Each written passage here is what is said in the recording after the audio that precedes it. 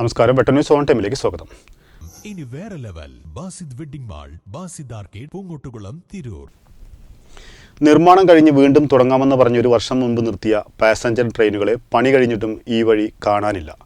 ഓരോ ദിവസവും കൂടി വരുന്ന തിരക്ക് ശ്വാസം മുട്ടിക്കുമ്പോൾ നിർത്തിയ ട്രെയിനുകൾ പുനരാരംഭിക്കണമെന്ന യാത്രക്കാരുടെ ആവശ്യം റെയിൽവേ കണ്ടില്ലെന്ന് നടിക്കുന്നു. Trendy and customise collection, best in budget. Theyyam പാട്ടിൽ പോലൊരു ഓപ്ഷൻ വേറെ ഇല്ല.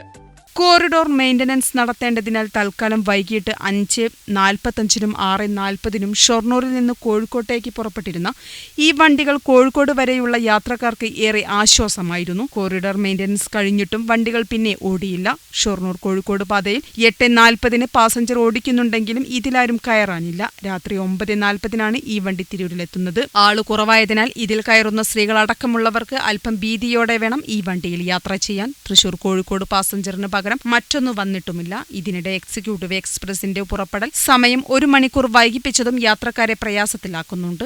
വൈകിട്ട് 4:20-ന് തിരൂരിലെത്തുന്ന നേത്രാവതിയും 4:32-നെത്തുന്ന കണ്ണൂർ സ്പെഷ്യലും 5:20-നെത്തുന്ന കണ്ണൂർ എക്സ്പ്രസും കഴിഞ്ഞാൽ കോഴിക്കോട് ഭാഗത്തേക്ക് പിന്നെ 8:37-ന് വരുന്ന എക്സിക്യൂട്ടീവ് എക്സ്പ്രസുമാണ് ഉള്ളത്. വെട്ട ന്യൂസ്, തിരൂർ.